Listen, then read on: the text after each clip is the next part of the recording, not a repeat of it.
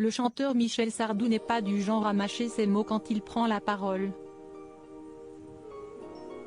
Pourtant, celui qui célèbre ses 76 ans ce jeudi 26 janvier devient bien plus tendre au moment d'aborder le sujet de ses enfants, et plus particulièrement sa fille Cynthia.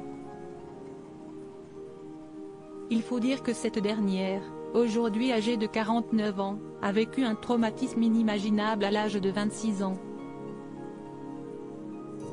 En effet, le soir du 24 décembre 1999, elle a été enlevée par 3 hommes alors qu'elle rentrait du travail.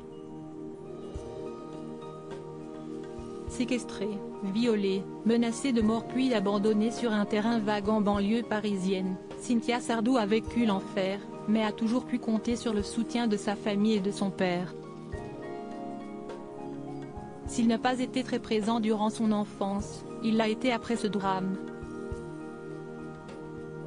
Plus que ces mots, ce sont ces actes qui m'ont marqué. Il s'est toujours beaucoup inquiété de mon évolution et a toujours veillé à connaître mon ressenti, avait-elle confié dans les colonnes de Gala en 2021. L'écrit comme exutoire, celle qui vit aujourd'hui au Québec a suivi plusieurs thérapies pour se remettre. Journaliste, elle s'est aussi lancée dans l'écriture. Comme un exutoire. En 2005, Cynthia Sardou a, en effet, publié son premier livre, Appelez-moi Lilou, aux éditions du Rocher. Dedans, elle raconte son histoire personnelle, mais aussi les dessous du show business et des médias. 3 ans plus tard, elle a sorti un deuxième livre, Faut-il que je sois encore violet?, à la suite de la libération anticipée de l'un de ses agresseurs pour bonne conduite.